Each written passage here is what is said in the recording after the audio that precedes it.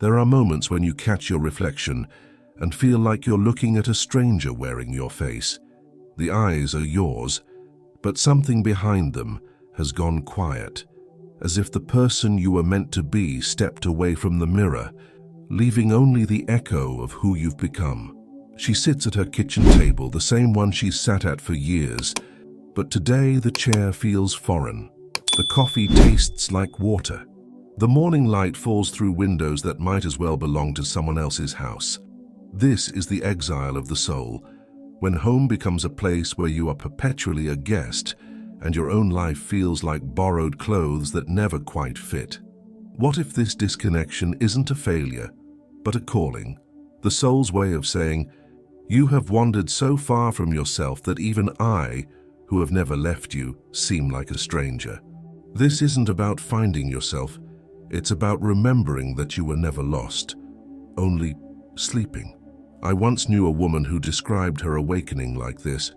I was making breakfast for my children, the same breakfast I had made 1,000 times, when suddenly I stopped and thought, whose hands are these? Whose life is this? She stood there, spatula suspended in air, watching steam rise from eggs that felt as foreign as artifacts from someone else's archaeological dig. Carl Jung called this the transcendent function, the psyche's capacity to bridge conscious and unconscious. But what happens when that bridge collapses? When the conscious self becomes so removed from the soul's authentic impulse that we become tourists in our own existence? The neuroscience tells us something profound. When we live chronically disconnected from our authentic self, our brain's default mode network, the neural circuits responsible for self-referential thinking, begins to quiet. We literally lose the neurological pathways that connect us to our inner landscape. The self becomes echo, symbolic narrative. 2. The body present, the psyche in exile. There's a Sufi story about a man who spent years searching for his lost ring under a street lamp. When asked if he was sure he'd dropped it there, he replied, "No, I lost it in my house, but the light is better out here." This is the modern condition. We live under street lamps, bright, external, visible, while our souls remain in the dark house of authentic being, waiting. The body goes to work, makes love, eats dinner, laughs at jokes, but the psyche has become a refugee in its own homeland. The polyvagal theory teaches us that when the nervous system perceives chronic disconnection, not from others, but from our own authentic self, it activates a dorsal vagal response. We become present, but not alive, functional, but not flourishing. The soul retreats not because it's wounded, but because it's homesick.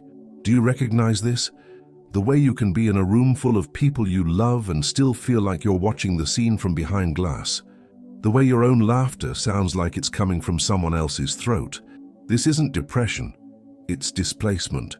The soul temporarily stepping aside while a functional self takes over the daily performance of being you. Tonight, before sleep takes you, place your hand on your chest and ask this question, not to your mind, but to the quiet space beneath your heartbeat. Who is living my life when I'm not paying attention? Don't seek an answer, just listen. Sometimes the soul speaks in the spaces between thoughts, in the pause before you reach for your phone, in the moment before you put on tomorrow's mask. The stranger in your life isn't who you've become, it's who you've always been, waiting patiently for you to turn away from the street lamp and come home to the dark house where your real treasures lie hidden in familiar shadows. But there's something deeper stirring beneath this exile, something that whispers of a forgetting so profound it feels like losing a language you once spoke fluently in dreams. He remembers being 7 years old, lying in tall grass, watching clouds shift into dragons and castles, feeling like the sky was speaking directly to his heart in a tongue he understood without translation. Now, 40 years later, he looks at the same sky and sees weather patterns, meteorological data. Something essential died between 7 and 47. Not innocence, but fluency in the sacred dialect of his own soul. There was a little girl who used to sing to her dolls. Not songs she'd learned, but melodies that seemed to pour from some ancient wellspring within her chest. Her mother, worried about the child's strange behavior, enrolled her in proper music lessons. Within months, the girl could play Mozart perfectly and never sang to her dolls again. This is how we lose our native tongue. Not through trauma, though trauma can accelerate the process, but through the slow, well-intentioned suffocation of authentic expression. Marion Woodman called it the rape of the feminine, the systematic destruction of our receptive, intuitive, soul-connected way of being, in favor of productive, logical, socially acceptable performance. The neuroscience of symbolic amnesia reveals something heartbreaking. When children are repeatedly redirected from intrinsic motivation to extrinsic validation, the brain's intrinsic reward system, powered by dopamine pathways connected to authentic self-expression, literally atrophies. We don't just forget who we are, we lose the neural infrastructure for remembering. An old Zen story tells of a student who asked his master, "What is Buddha?" The master replied, 3 pounds of flax. The student was confused. Where was the mysticism, the transcendence, the spiritual elevation? The master smiled. You're looking for Buddha in the clouds when he's been folding your laundry all along. Modern life teaches us the opposite lesson. We learn to seek the sacred everywhere except where we are.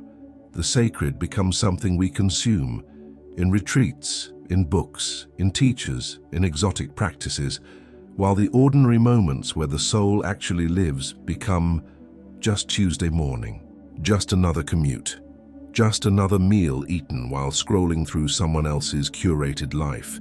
Carl Jung wrote about the eternal child, the part of the psyche that remains forever young, creative, and connected to wonder. But what happens when this inner child becomes an orphan? When the adult self, shaped by societal demands, no longer recognizes or welcomes this essential aspect of being? The orphan archetype manifests as that persistent feeling that some essential part of you was never fully received, never fully welcomed into the world as you actually are. You learned early that your authentic self needed to be edited, improved, made acceptable. The orphan isn't the child who lost their parents, it's the soul self that lost its welcome in its own life. James Hillman spoke of seeing through, the soul's capacity to perceive the metaphorical, symbolic dimension that lives within literal reality. When we lose this capacity, a sunset becomes just photons hitting the retina. A lover's touch becomes just skin against skin. A child's laughter becomes just acoustic vibrations in air. This is symbolic amnesia, when the soul's native language, metaphor, symbol, archetype, the poetic dimension of experience, becomes as foreign as hieroglyphs on a museum wall. Perhaps you remember moments, lying in bed as a child, feeling connected to something vast and loving, walking in nature and sensing that the trees were somehow aware, creating something with your hands and feeling like you were channeling something greater than yourself. Do you remember what it felt like to trust your inner knowing before you learned to doubt it? To follow curiosity before you learned to seek approval? That version of you didn't disappear. It just went underground, waiting, speaking a language you trained yourself to forget. This week, find one object from your childhood. A book, a toy, a photograph. Hold it quietly for 5 minutes without trying to think about it or analyze it. Instead, breathe with it. Let whatever arises, arise. Sometimes the soul remembers through the body what the mind has carefully forgotten. Sometimes touching our past selves is the first step toward touching our present truth. The language of your soul was never lost, only temporarily displaced by louder voices demanding your attention.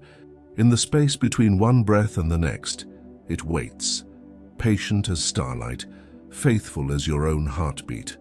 If this resonates with something stirring in your chest, something that recognizes itself in these words, let me know in the comments below. Sometimes the soul finds its way back to itself through recognition, through knowing it's not alone in its exile. But here's where the story deepens into shadow, because the soul, when ignored long enough, begins to speak through the only voice that cannot be silenced, the body itself. Archetypal pain invocation. She lies awake at 3 a.m. again, heart racing for no reason her rational mind can name. The doctors say her tests are normal. Her anxiety has no clear source.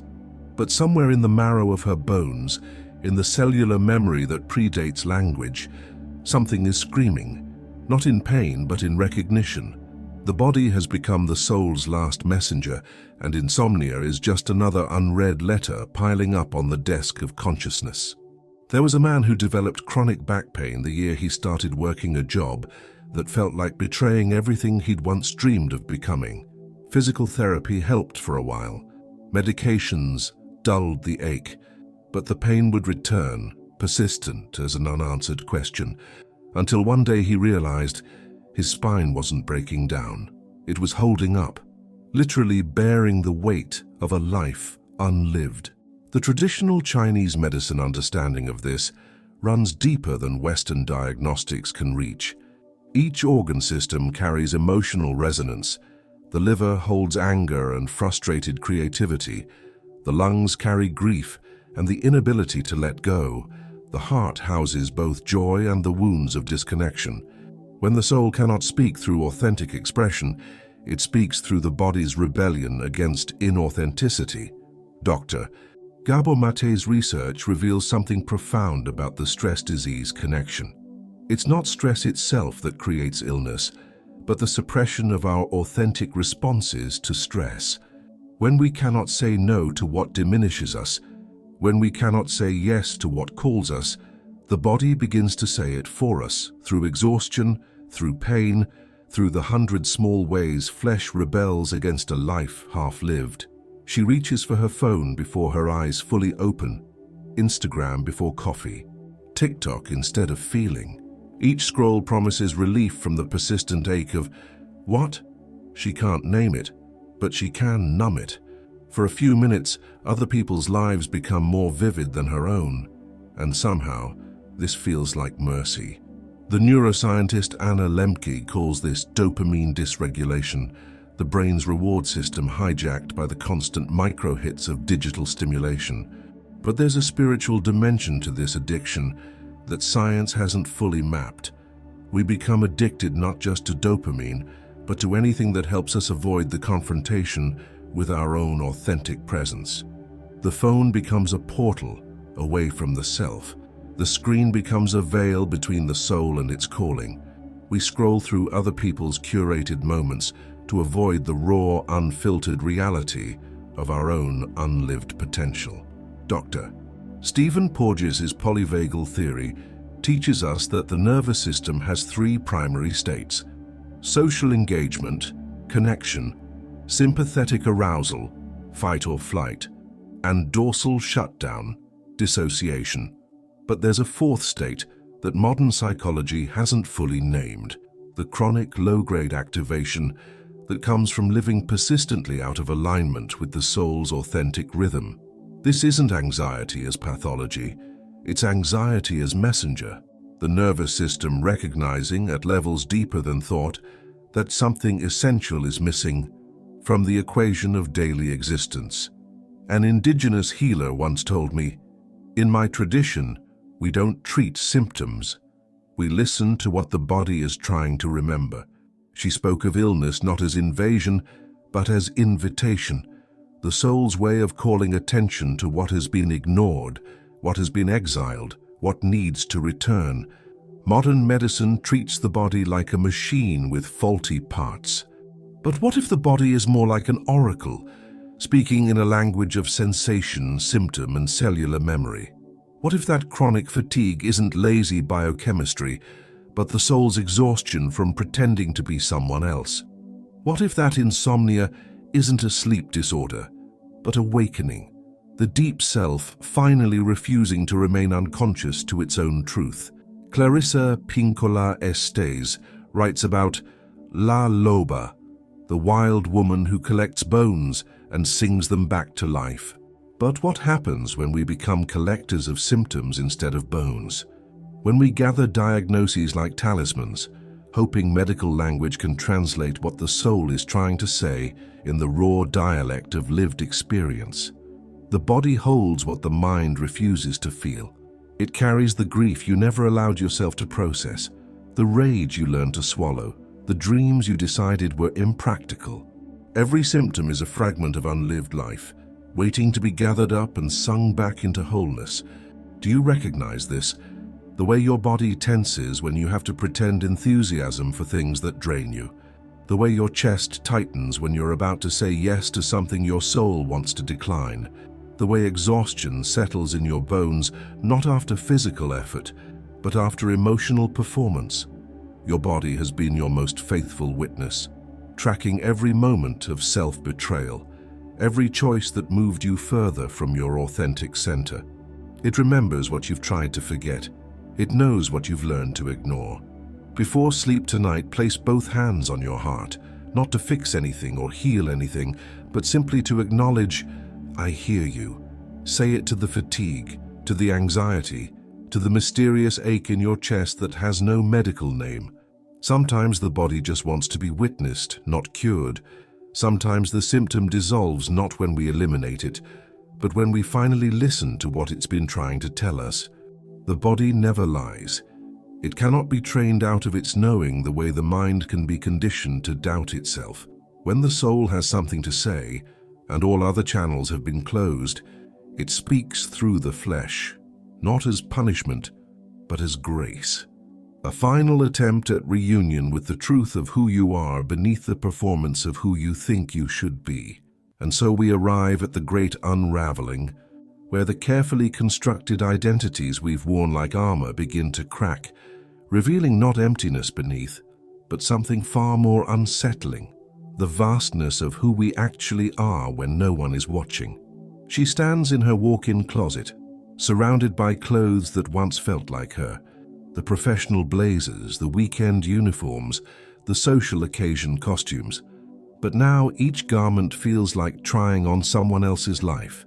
The successful career woman, the devoted mother, the reliable friend, the spiritual seeker, all these versions of herself suddenly feel like elaborate performances in a play she can't remember auditioning for. I knew a man who worked 20 years building a reputation as the reliable one, the person everyone called in crisis, the steady presence in every room. Then, one Tuesday morning, while making coffee, he had what he called an identity seizure. Looking at his reflection in the kitchen window, he couldn't remember why he'd chosen reliability as his primary way of being human. I felt like I was wearing a costume that had grown into my skin, he told me months later. I couldn't take it off, but I couldn't remember putting it on. Carl Jung called this the midlife crisis, but it's really a coherence crisis, when the ego structures we've built to navigate the world suddenly feel as foreign as clothes from someone else's closet. The masks we've worn so long we forgot they were masks begin to suffocate the face beneath. Modern psychology describes this through identity theory, the understanding that we maintain multiple, often conflicting versions of self depending on context. But what happens when these multiplicitous identities stop feeling like facets of an integrated whole and start feeling like fragments of a person who never fully existed? A Tibetan teaching about the hungry ghost, a being with an enormous appetite, but a throat too narrow to swallow. Modern life has created a similar paradox, infinite choices, but no clear sense of what we're actually hungry for. We can be anything, do anything, become anyone, and somehow this freedom becomes its own prison. She could move to any city, choose any career, love any person, believe any philosophy, adopt any lifestyle. The options spread before her like an endless buffet, but she stands there starving, not from lack of choices, but from lack of an authentic center from which to choose. The self-determination theory reveals something crucial about this paralysis. When our choices are driven by external validation rather than intrinsic motivation, having more options actually decreases well-being. We become curators of a life rather than liver of one. constantly choosing based on how the choice will be perceived rather than how it feels from the inside. An old Cherokee story tells of a chameleon who became so skilled at changing colors that one day it looked into still water and couldn't see itself at all. It had become so adapted to reflecting its environment that it had lost the memory of its own true color. This is the risk of hypersensitive souls in a world that rewards adaptability above authenticity. We become so skilled at reading the room, at becoming what others need us to be, at fitting into whatever space we find ourselves occupying, that we lose contact with the irreducible essence that exists independent of context. The attachment theory describes this as false self-compliance, the adaptive strategy of children who learn that their authentic self is not welcome, so they develop elaborate systems of detecting and mirroring what others want them to be. But what happens when this childhood survival strategy becomes an adult identity crisis? Hillman wrote about the death of the persona, that necessary but terrifying moment when the social identities we've constructed begin to crumble, revealing the vast, uncharted territory of who we might be beyond our roles, achievements, and carefully maintained reputations. This isn't depression, though it can masquerade as such. This isn't failure, though it can feel like falling apart. This is what the mystics called the dark night of the soul, and what contemporary psychology might recognize as identity moratorium, the necessary suspension of knowing who we are so that we can discover who we're becoming. The neurobiology of identity formation shows us something profound. Our sense of self is constructed through a complex interplay of memory, narrative, and embodied experience. But when these three elements become misaligned, when our memories don't match our stories, when our stories don't match our felt experience, the entire edifice of selfhood begins to wobble. This is why identity crises often manifest through the body first. The inexplicable fatigue of maintaining personas that no longer fit, the anxiety of being seen too clearly, the depression that comes not from sadness, but from the exhaustion of perpetual performance. Perhaps you know this feeling, standing in front of your bathroom mirror at night, after the day's roles have been shed like costumes, and seeing a face that seems both familiar and strange. The eyes looking back hold depths you rarely access, questions you rarely ask, longings you rarely acknowledge. Who are you when no one needs you to be anything? Who are you in the space between sleeping and waking, when the social self hasn't yet activated its daily performance? Who are you in the moment before you remember what version of yourself the world expects today? This week, spend 10 minutes each morning before looking at your phone, before checking email, before engaging with any external input that tells you who you should be today. Sit quietly and ask, what wants to emerge from me today? Not what you need to accomplish or what others expect, but what authentic impulse stirs in the depths of your being. Don't judge what arises. Don't make it practical. Just witness.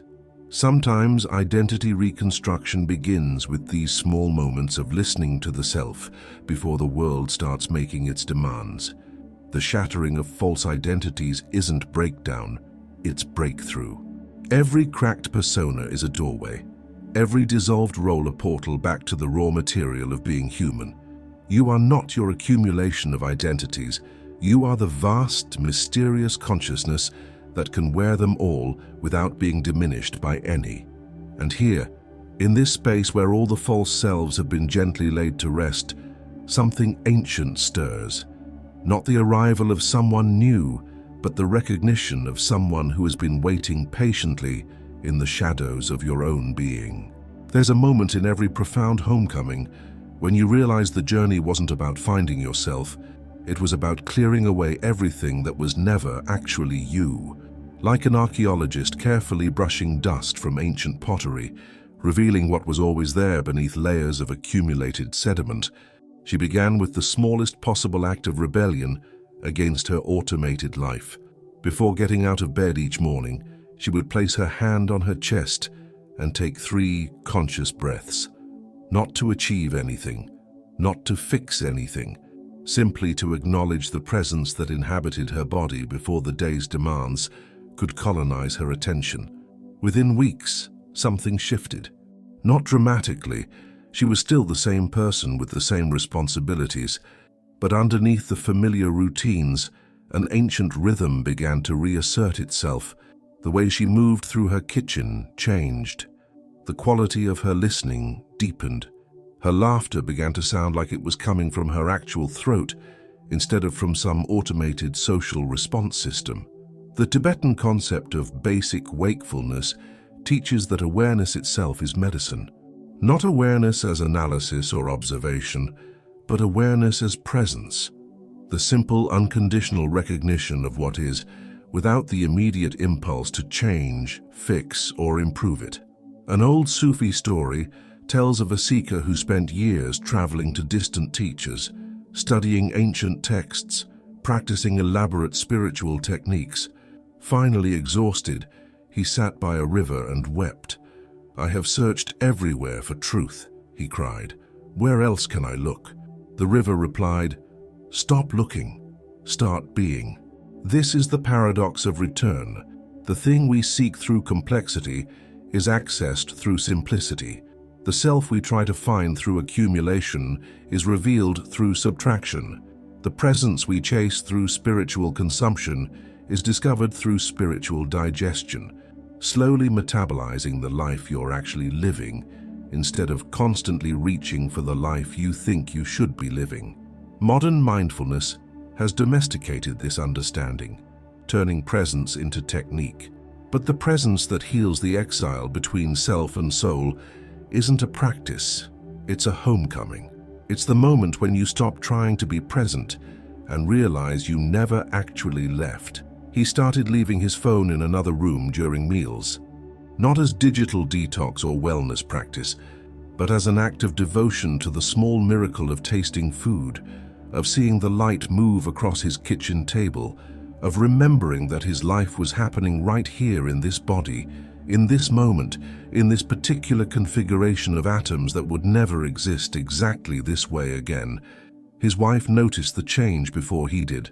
"You're here," she said one evening, searching for words. "Really here." He understood what she meant.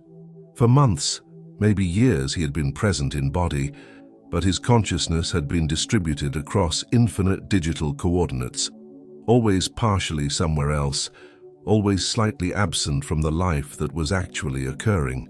The default mode network, the brain's background activity when not focused on external tasks, has been called the me network because it's associated with self-referential thinking. But research by Dr.